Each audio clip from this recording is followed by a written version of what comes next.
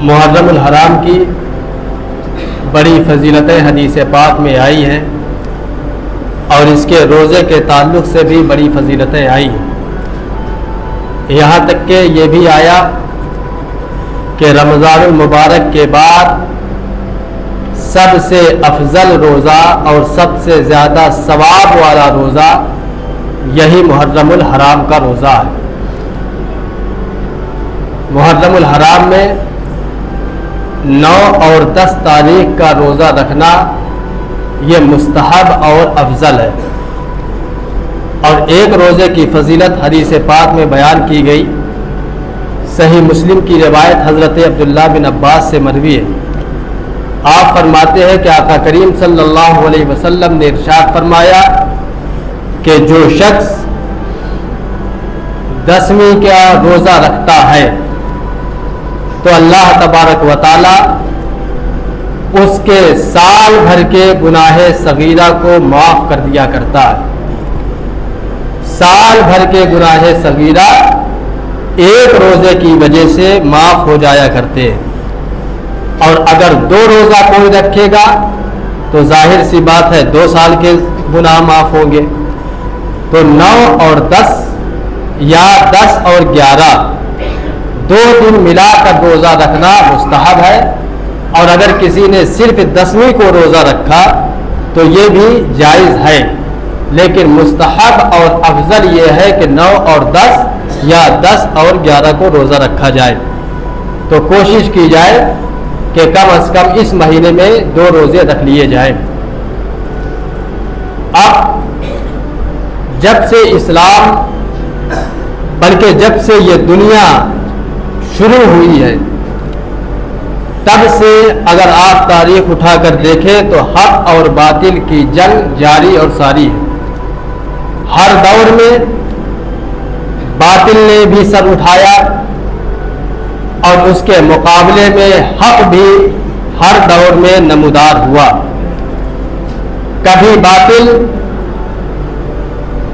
نمرود کی شکل میں ظاہر ہوا تو حق حضرت ابراہیم خلیل اللہ کی شکل میں ظاہر ہوا، اور کبھی باطل فرعون اور حامان اور قارون کی شکل میں نمودار ہوا تو حق جناب موسیٰ کلیم اللہ کی شکل میں ظاہر ہوا۔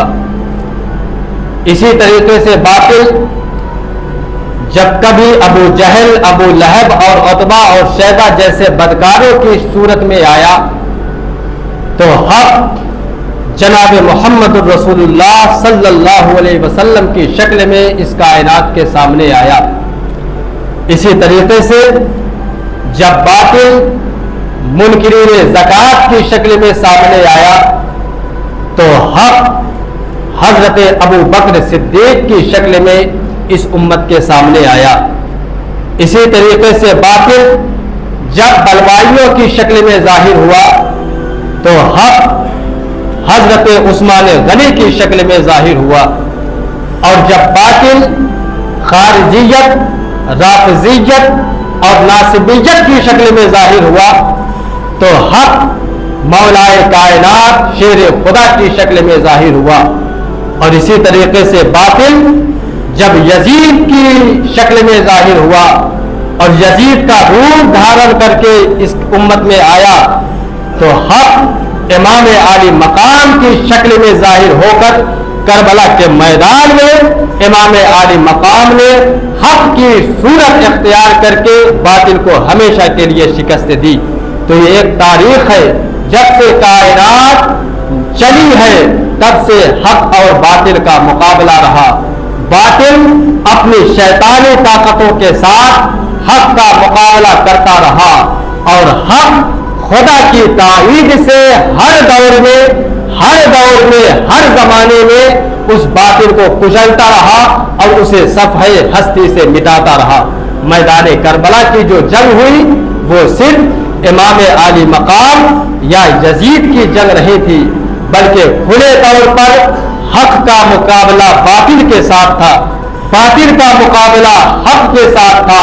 اگر آپ یزید میں دیکھیں گے تو آپ کو باطل نظر آئے گا، آپ حسین میں دیکھیں گے تو آپ کو صبر نظر آئے گا، یزید میں دیکھیں گے تو آپ کو ظلم نظر آئے گا، حسین میں دیکھیں گے تو آپ کو صبر نظر آئے گا۔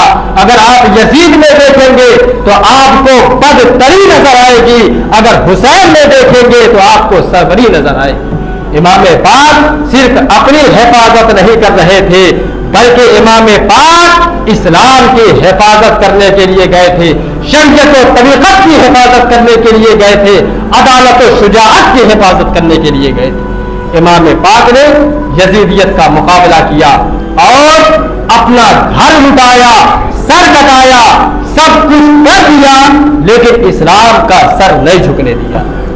امام پاک نے یزید کا مقابلہ کیا اور امام پاک اس تاریخ انسانیت کی وہ پہلی شخصیت ہے کہ جن کی پیدائش کے وقت ہی ان کی شہادت کی خبر دے دی گئی۔ یہ کائنات کی پہلی شخصیت ہے، کوئی شخصیت ایسی نہیں گزری کہ جس کی پیدائش کے وقت ہی اس کی موت کی خبر بھی دے دی جائے۔ حضرت ام الفضل فرماتی ہے کہ جب امام پاک پیدا ہوئے تو میں حضرت فاطمہ الزہرا کے گھر گئی۔ یہ ام الفضل کون ہے؟ اللہ کے حبیب کی چچی ہے۔ وہ فرماتی ہے کہ میں گئی اور میں نے دیکھا کہ اللہ کے حبیب حسین کو اپنی گود میں لے کر کھلا رہے ہیں، بڑے خوش نظر آ رہے ہیں اللہ کے حبیب، ان کی خوشیوں کا ٹھکانہ نہیں تھا۔ اچانک میں نے دیکھا کہ اللہ کے حبیب کی آنکھیں اشکبار ہو گئی، اللہ کے حبیب رونے لگے۔ میں نے وجہ پوچھی کہ یا رسول اللہ، ابھی تو میں نے دیکھا کہ آپ کی خوشیوں کا ٹھکانہ نہیں تھا، ابھی تو میں نے دیکھا کہ آپ ہنس رہے تھے، آپ مسکرا رہے تھے، آپ خوشی میں جھومے جا رہے تھے، لیکن یا رسول اللہ یہ کیا ہوا کہ اچانک آپ کی آنکھیں ساون بھادوں کی برسات کرنے لگی؟ تو آقا نے فرمایا ہے چچی کیا بتاؤ، ادھر ابھی میں حسین کو گود میں لے کر کھلا ہی رہا تھا کہ ادھر جبریل نے مجھے لا کے کربلا کی مٹی دے دی اور کہا یا رسول اللہ، آپ کا کلمہ پڑھنے والے، آپ کے اسلام کا نعرہ لگانے والے، آپ کے خدا پر ایمان رکھنے والے، آپ کے اس شہزادے کو تڑپا کر کربلا کی تپتی ہوئی دھرتی پر شہید کر دے۔ تو یہ ہے امام پاک کی پیدائش۔ امام پاک جب پیدا ہوئے تو امام پاک کی شہادت کی خبر مصطفیٰ کو تھی، امام پاک کی شہادت کی خبر علی کو تھی، امام پاک کی شہادت کی خبر فاطمہ الزہرا اور حسن کو تھی۔ ارے قربان جاؤ اے مصطفیٰ، آپ کے صبر پر قربان کہ اپنے لفظ جگر کو اپنی گود میں لے کر کھلا بھی رہے ہیں اور کربلا کا دردناک منظر بھی دیکھ رہے ہیں۔ قربان جاؤ اے شیر خدا آپ پر قربان کہ اپنے لفظ جگر کو پیار بھی کر رہے ہیں اور کربلا کی تپتی ہوئی دھرتی سے اسے گھوڑے سے نیچے گرتا ہوا بھی دیکھ رہے ہیں۔ قربان جاؤ اے فاطمہ الزہرا آپ کے حوصلے پر قربان کہ اپنے لخت جگر کو خون جگر پلا کر پار بھی رہی ہے اور کربلا کی تپتی ہوئی دھرتی پر اس کے گلے پر چلتا ہوا خنجر بھی دیکھ رہی ہے۔ یہ ہے امام عالی مقام۔ تو امام عالی مقام بس پیدا ہوئے ہیں اور ادھر ان کی شہادت کی خبر دے دی گئی۔ اچھا وہ مٹی جب حضرت جبریل نے لا کر دی تو سنن ترمذی کی روایت کہ آقا صلی اللہ علیہ وسلم نے اس مٹی کو حضرت ام سلمہ کو دے دیا اور کہا کہ اس مٹی کو محفوظ رکھنا، اپنے پاس محفوظ رکھنا، اور جس دن یہ مٹی خون بن جائے گی تو سمجھ جانا کہ میرا حسین شہید کر دیا گیا ہے۔ حضرت ام سلمہ فرماتی ہیں کہ میں نے اس مٹی کو محفوظ کر لیا، وقت گزرتا گیا یہاں تک کہ جب 61 ہجری آئی تو میں دن کے وقت میں اپنے گھر میں آرام کر رہی تھی، مجھے آنکھ لگ گئی، میں نے خواب میں دیکھا کہ اللہ کے حبیب صلی اللہ علیہ وسلم ایک میدان میں تشریف فرما ہے، اللہ کے حبیب کے جسم اقدس پر دھول جمع ہے اور اللہ کے حبیب کے بال بکھرے ہوئے ہیں، اللہ کے حبیب کی آنکھیں اشکبار ہے اور اللہ کے حبیب نہایت ہی غمگین نظر آ رہے ہیں۔ میں نے گھبرا کر پوچھا یا رسول اللہ یہ کیا ہوا، میں آپ کو اس قدر غمگین کیوں دیکھ رہی ہوں؟ آقا نے فرمایا یا رسول اللہ یہ آپ کے ہاتھ میں شیشی کیسی ہے؟ تو آقا نے فرمایا اے ام سلمہ میں آج صبح سے میدان کربلا میں موجود تھا اور میں آج اس شیشی میں صبح سے شہیدان کربلا کا خون جمع کر رہا ہوں۔ اے ام سلمہ جاؤ آج دیکھو میرے حسین کو شہید کر دیا گیا۔ حضرت ام سلمہ فرماتی ہے میری آنکھ کھلی، میں گھبرا کر گئی، میں نے اس شیشی کو دیکھا تو واقعی وہ شیشی خون میں تبدیل ہو چکی تھی، میں سمجھ گئی کہ آج حسین پاک کو شہید کر دیا گیا۔ امام پاک کی شہادت وہ ہے کہ جس پر اللہ کے حبیب نے آنسو بہائے، جس پر کائنات نے آنسو بہائے، جس پر شجر و حجر نے آنسو بہائے۔ آپ سیر و اعلام النبلاء اٹھا کر دیکھیں، علامہ ذہبی کی تاریخ الاسلام اٹھا کر دیکھیں، آپ علامہ مزی کی تہذیب الکمال اٹھا کر دیکھیں، آپ ابن عساکر کی تاریخ دمشق اٹھا کر دیکھیں، اس میں واقعات موجود ہیں کہ اس کائنات میں کس قدر امام عالی مقام کی شہادت پر آنسو بہائے۔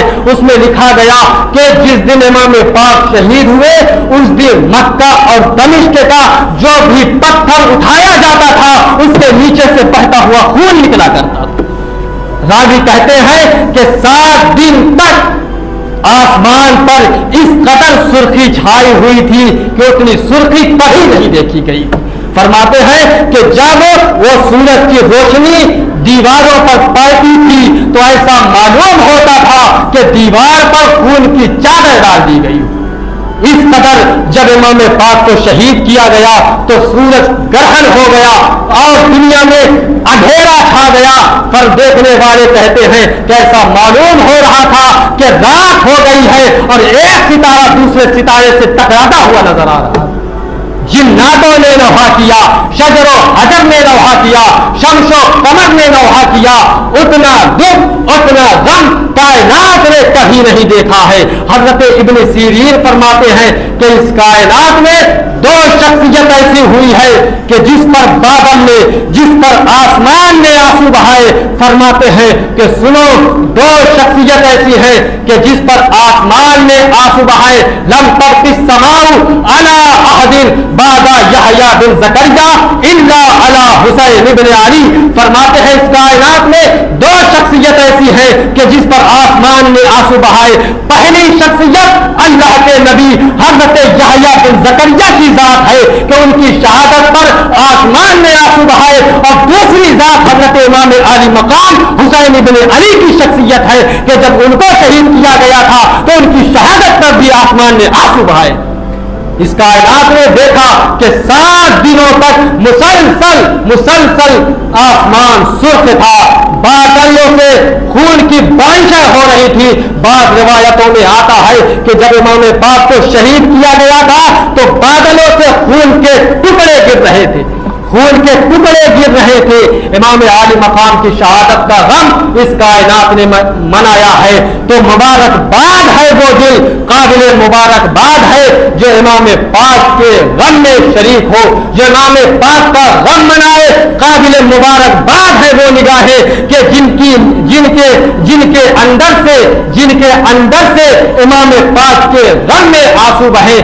قابل رشک ہے وہ دل کہ جو امام پاک کے غم میں روتے ہیں۔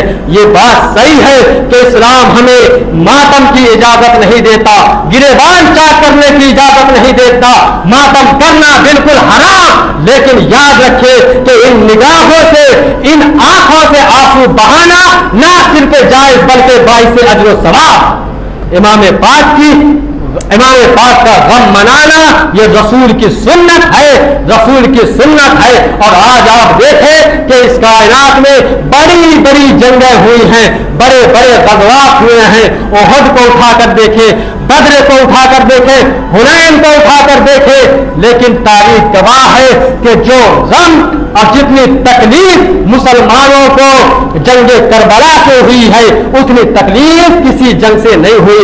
इसकी वजह यह है कि ये हमारे बस की बात नहीं है कि हम हुसैन के गम को बनाए, बल्कि खुदा खुद हुसैन पाक के गम को दिलों में ताज़ा करना रखना चाहता। यही वजह है कि आज कायनात के, आज मुसलमानों के बच्चे बच्चे में हुसैन पाक का गम उसी तरीके से ताज़ा।